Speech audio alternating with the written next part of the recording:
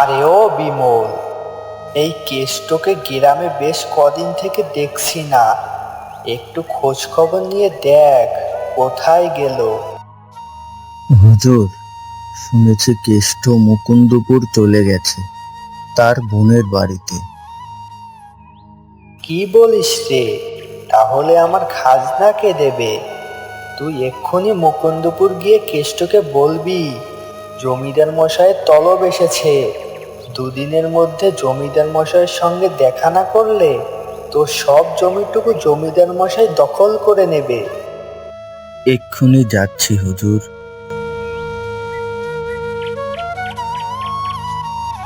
আমি রওনা দিলাম মুকুন্দপুর গ্রামের উদ্দেশ্যে।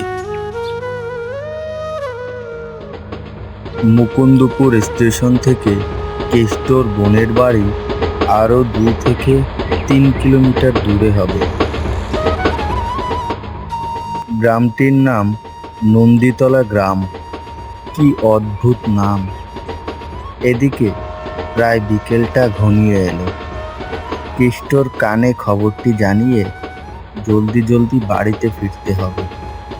জমিদার মশাইকে বলতে চেয়েছিলাম কাল সকালে মুকুন্দপুরের উদ্দেশ্যে রওনা দিব, কিন্তু জমিদার মশাইয়ের কথা অমান্য করলে আর চাকরি থাকবে না।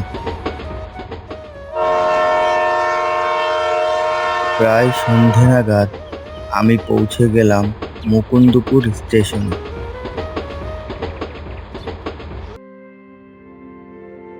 স্টেশনে নেমে লক্ষ্য করলাম স্টেশনের আশেপাশে একটিও মানুষ নেই।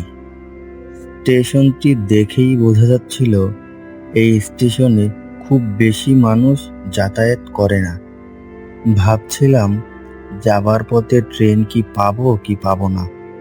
ট্রেনটি কখন আসবে সেটিও জানি না। আজ আমাকে বাড়িতে ফিরতেই হবে। বাড়িতে কাউকে জানিয়ে আসিনি। আমি এসব ভাবতে ভাবতে সামনে এগোতে লাগলাম।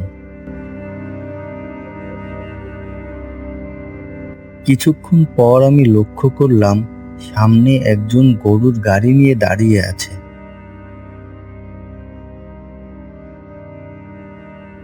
দাদা, মুকুন্দপুর গ্রামে যাবেন? হ্যাঁ দাদা, যাব, উঠুন।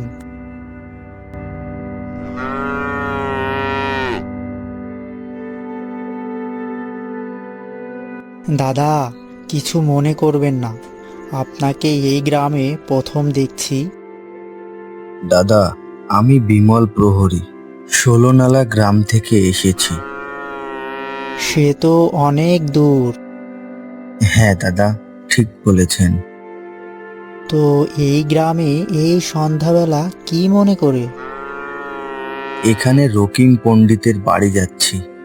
পণ্ডিত মশাইয়ের শালা জমিদার মশাইয়ের খাজনা না দিয়ে পালিয়ে এসেছে, তাই জমিদার মশাই তলব জানিয়েছেন। ও আচ্ছা, আমি রকিম পণ্ডিতের বাড়ি চিনি। চলুন, আপনাকে নামিয়ে দিচ্ছি সেখানে। লোকটির কথা শুনে আমি বেশ খুশি হলাম। আমাকে পণ্ডিত মশাইয়ের বাড়ি আর খুঁজতে হলো না। আশা করি এই খবরটি জানিয়ে আমি বাড়ি ফিরতে পারবো। দাদা, এই নিন, এই হলো পণ্ডিত মশাইয়ের বাড়ি। আমি ভাড়া মিটিয়ে পণ্ডিত মশাইয়ের বাড়িতে এলাম। বাড়িতে কেউ আছো? কে? দাঁড়াও, আসছি। কাকে চাই দাদা? আমি ১৬নালা থেকে এসেছি। আপনার ভাই কেষ্ট কি বাড়িতে আছে? হ্যাঁ আছে, আপনি দাঁড়ান, আমি এক্ষুনি ডেকে দিচ্ছি। একটু পর কেষ্ট বাহিরে এসে বলল, আরে ও বিমল দা, এত দূর পথ এলে যে কি মনে করে? কেষ্ট, জমিদার মশাই বলেছেন 2 দিনের মধ্যে জমিদার মশাইয়ের কাছে হাজির না হলে জমিদার মশাই তোর সব জমিটুকু দখল করে নিবে, তখন তোর আর বাঁচার রক্ষা থাকবে না বলে দিলাম। কথাগুলো জানিয়ে আমি বাড়ির উদ্দেশ্যে রওনা দিলাম।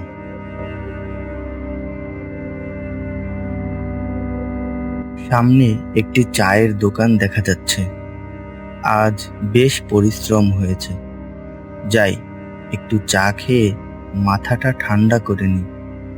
এদিকে রাত নেমে এলো, তাড়াতাড়ি বাড়ি ফিরতে হবে। দাদা, এক কাপ চা দিন। এক্ষুনি দিচ্ছি। আচ্ছা দাদা, আপনি কি বলতে পারবেন ১৬নালা গ্রামে যাওয়ার ট্রেনটা কয়টায় আসবে?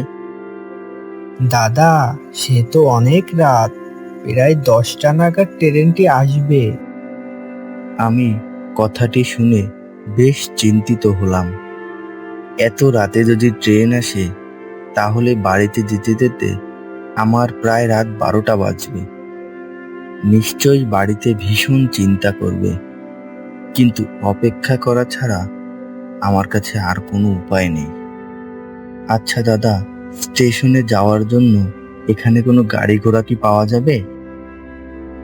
দাদা, সন্ধ্যার পর এই গ্রামে আর কোনো গাড়ি ঘোড়া পাওয়া যায় না। আপনাকে পায়ে হেঁটেই স্টেশনে যেতে হবে। শুধু মনে রাখবেন, শ্মশানের রাস্তায় যেন ভুলেও যাবেন না, তাহলে আর রক্ষা থাকবে না বলে দিলাম। কিন্তু আমি শ্মশানের রাস্তাটি চিনব কি করে? সোজা মেঠো পথের রাস্তা দিয়ে স্টেশন পাবেন, একটুও এদিক ওদিক ঘুরবেন না।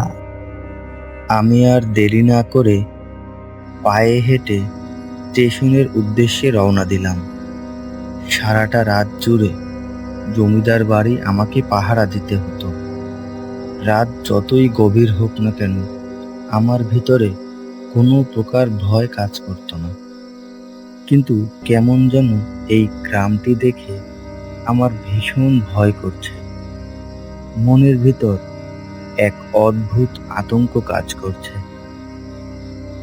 জনমানব শূন্য গ্রামটি একদমই অন্ধকারে ভরা। ভেবে পাচ্ছি না কোথায় ভেবে কোথায় যাচ্ছি। আজ কি মুসিবতে পড়লাম আমি। বোঝা যাচ্ছিল মেঠো পথের এই রাস্তাটির দুপাশে ঘন অন্ধকার জঙ্গলে ঘেরা। জঙ্গল থেকে ঝিঝি পোকার ডাক ভেসে আসছে। আমি শুধু একটু আলোর সন্ধান করছিলাম, কিন্তু আশেপাশে সামান্য কোনো আলো আমার চোখে পড়ছে না। চারিদিকে নিশুতি অন্ধকার। এক সময় আমি লক্ষ্য করলাম জায়গাটি আমার একদমই অপরিচিত মনে হচ্ছে। আমি আসার পথে এই রাস্তা দিয়ে আসিনি। তাহলে আমি কি রাস্তা ভুল করে অন্য রাস্তায় চলে এসেছি? আমি কোন দিকে যাব কিছুই বুঝতে পারছিলাম না। হঠাৎ করে আমি শুনতে পেলাম কয়েকজন মানুষের কণ্ঠ। বলো হরি, হরি বল, বলো হরি, সামনে তাকিয়ে দেখি বলো হরি, মশাল জ্বালিয়ে হরি বল। কয়েকজন ব্যক্তি একজন মৃত ব্যক্তিকে নিয়ে আসছে। নিশ্চয়ই মৃতটাকে শ্মশানে নিয়ে যাচ্ছে। আমি শ্মশানের রাস্তায় চলে এলাম না তো আবার? লোকগুলোর কাছে যেয়ে শুনতে হবে স্টেশনটি কোন দিকে। বলো হরি, হরি বল। দাদা শুনছেন, স্টেশনটি কোন দিকে হবে? লোকগুলো আমার কথায় কোনো জবাব দিল না। তারা আমার সামনে দিয়ে লাশটিকে নিয়ে চলে গেল। শুধু মশালের আলোয় আমি দেখতে পেলাম একটি ফাঁকা মাঠের মধ্যে আমি চলে এসেছি। আমি আর সামনে এগোলাম না। আমি পিছু ফিরে যে পথ দিয়ে এসেছি সে পথেই আবার চলতে লাগলাম। আর একটু হাঁটলে নিশ্চয়ই মেঠো পথের রাস্তা পাবো।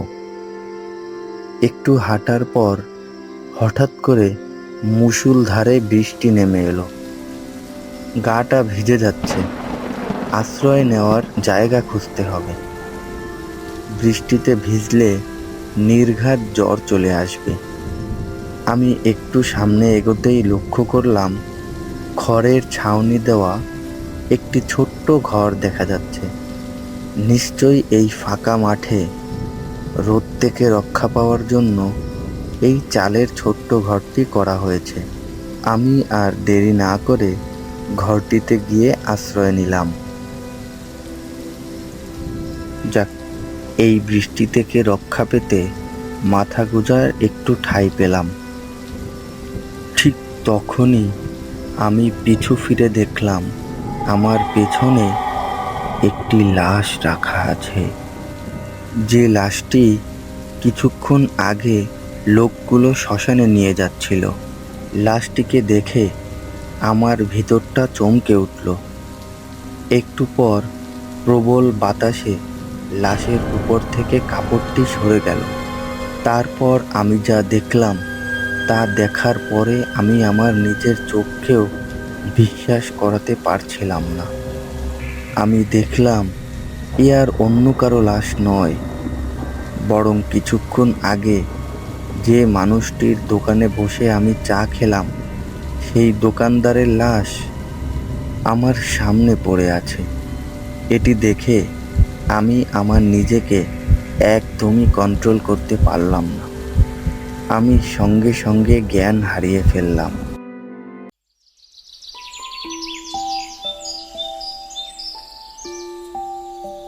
সকালে জ্ঞান ফিরলে দেখি আমার সামনে দুজন ব্যক্তি দাঁড়িয়ে আছে। দাদা, এখন কেমন লাগছে? আপনারা কে, আর আমি এখানে কি করে এলাম? দাদা, কাল রাতে আপনি একা একা ওই শ্মশান ঘাটে কি করছিলেন? ধীরে ধীরে আমার কাল রাতের ঘটনাগুলো মনে হতে লাগলো। এরপর আমি লোকগুলোকে সব কিছু খুলে বললাম। দাদা, অনেক বছর আগে থেকে সেই শ্মশানে রাতের বেলায় ছদ্মবেশী মৃত ব্যক্তিকে দেখতে পাওয়া যায়। আপনি কাল রাতে যেই মানুষগুলোকে দেখেছেন তারা কেউ মানুষ ছিল না। তারা সবাই ছদ্মবেশী খারাপ আত্মা। মাঝে মধ্যে সেই শ্মশানে দিনের বেলায় মানুষের লাশ পাওয়া যায়। যারা রাতে সেই শ্মশানে একা একা যায় তাদের কেউ আর জীবিত ফিরতে পারে না। দাদা, শ্মশানটি আমাদের গ্রামের অভিশপ্ত শ্মশান, কিন্তু আপনি এখনো বেঁচে আছেন, এটা আপনার সৌভাগ্য। নিশ্চয়ই এটি আপনার কোনো একটি ভালো কর্মের ফল। লোকগুলোর কথা শুনে আমার মনের ভেতরটা কেঁপে উঠল। আমি আর এক মুহূর্ত সেই গ্রামে দেরি না করে আমার গ্রামের উদ্দেশ্যে রওনা দিলাম।